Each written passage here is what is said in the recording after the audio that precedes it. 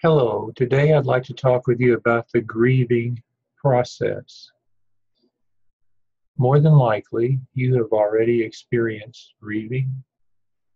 You've probably lost somebody in your life who is important to you, or you may have experienced other kinds of losses. Even the loss of a pet can be very painful. If you have already experienced grieving, then you already know a lot about what the grieving process involves. One of the things I've been struck by is how grief, the painful feelings associated with a loss, come over us in waves. There are times when we feel it very strongly, it eases up, and then it comes back again. This is a normal process that eventually gets better as we allow ourselves permission, hopefully, to move in and out of the pain of grief. It is interesting to look at grief from a developmental perspective because the way we think about death changes as we grow up. Really young children, around the age of 5 or so, it's hard for them to understand that death is permanent. And they may wonder things like, how can a dead person go to the bathroom or breathe? It's not until around 9 or 10 that children understand the irreversible nature of death. Interestingly, around that age, they may have scary dreams of monsters and other kinds of scary creatures that some people believe symbolize death and are a way that they deal with the scary part of death in their dream life. Teenagers may fantasize about their death and also about who might come to their funeral and what would be said about them. Elkin's ideas about egocentrism that we've already considered in our course come into play here because in one sense the imaginary audience is relevant to understanding how a teenager might think about death as they anticipate what other people might think or say about them were they to die.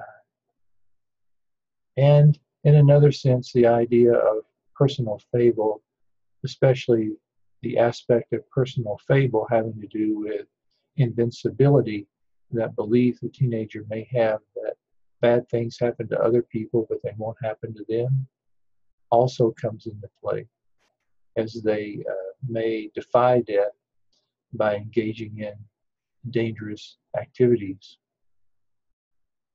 Interestingly, the one age group that has the most anxiety about death is middle adulthood, as middle adults start to become more, come to terms more with their developmental changes, where they may begin to see some declines in their physical functioning especially, and ponder their mortality and the meaning and purpose of their life. Older adults, in general, tend to be more at peace about their mortality and have less anxiety about death in general than do younger adults. Let's talk about the grieving process itself a little bit. So, how we respond to a loss, the thoughts, the feelings, the actions we have after somebody dies is what constitutes grief. We also hear the word bereavement used. Bereavement is a little different in that bereavement is just being in a state of loss. Let's say if a husband loses his wife, he's in a state of bereavement over the death of his wife. But all the thoughts, feelings, actions that characterize his response to his wife's death, that is what grief is all about. If somebody is dying slowly, say from a terminal illness, the impact that has on the bereaved person in some ways is probably different than if someone dies suddenly, like in a car accident, where we really don't have time to prepare ourselves for the loss. But when someone dies, the initial reaction is oftentimes one of shock, perhaps disbelief, even denial, because it takes a while for the reality of a death to sink in for us. Maybe that's not such a bad thing because the feelings are so powerful. We need a little time to be able to begin to face them and deal with them. The second stage of grief is usually characterized as a period of time when we actively face the reality of the loss and deal with all of the feelings and thoughts and memories that are associated with losing that person, and grapple with changes in our sense of meaning and purpose in our lives now that a loved one is gone. Eventually, though, we begin to accommodate to the loss and get to a place of greater acceptance where we can move forward in our lives and our relationships and make new memories in which the person is not a part. Of course, in healthy grieving, when we are able to reflect on our memories of someone who has died and experience and express associated feelings with those memories, that can be a very healthy process and an important part of the grieving process. If our relationship with the person who died was a troubled relationship, let's say, for example, maybe we never were able to forgive that individual for something they did to us, or there was a lot of conflict in our relationship up to the point the person died.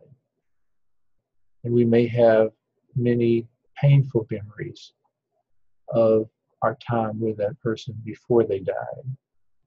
That can make grieving more difficult, but even then, many of us are able to work through that process, hopefully with the support of other people, in a way that helps us to grieve in a healthy manner and move forward with our lives. In about 15% of the cases of people who are grieving, though, grief becomes more what some people call complicated, and the individual seems to get stuck in the process of grieving, and they may need additional help of a professional nature in order to be able to address their grief and move forward in a healthy way. Or they may experience what some people call incomplete grief, where for whatever reason they've really never been able to give themselves permission to more fully grieve the loss of someone in their life. So there are some myths surrounding the grieving process. An example of one is it takes a year to grieve, and then we ought to be over it. Of course, we're never over it in the sense that when we lose somebody, we'll always remember them. They'll always be a part of our experience through those memories. And yes, we will move in and out of the pain of grief over time, and that tends to subside. But each person grieves in his or her own way, according to their own timetable. And grieving is certainly not a situation where one size fits all. When we are comforting someone who is grieving, and by the way, providing social support to people who are grieving is extremely important and helps them in the grieving process. But when we are providing comfort to someone who's grieving, sometimes we are at a loss for what to say. And we may say things with good intentions that are not especially helpful, like they're in a better place. Well, of course they are, if we look at it from a Christian point of view, but that may not be all that comforting to someone who is in the process of grieving. I want to tell you a story to make a point about what many of us need when we are going through grief. And you can think about it for yourself. You know, what has helped you when you were grieving? There was a rabbi who lived on the East Coast, and he lost a dear friend who lived on the West Coast. He got on a plane and went to the home of the family, knocked on the door, entered, sat for a while, and then left and came home without really saying anything. He was just present. And that is a tradition in the Jewish faith called Shiva, S-H-I-V-A, where you are just present with people who are grieving without saying anything. And I do believe that that kind of presence, when we show we care just by being there, probably means more than anything else. And also not forgetting about people after a week or two, but continuing to check in with them and show a concern for their well-being and provide them with acts of kindness. These are ways in which we can really make a difference in the lives of people who are grieving. So if we've gone through grief ourselves, all we need to do is think about, well, what helped us? What helped us when we were going through the process of grieving? So when we experience a loss, there are some factors that can influence how much of an impact that loss has on our lives and how well we are able to recover from it. We already mentioned that if the death occurs suddenly, it tends to even be more impactful, at least initially, in how we're dealing with the grieving process. People who lose their spouses are particularly at risk, even for death themselves after the loss of a spouse.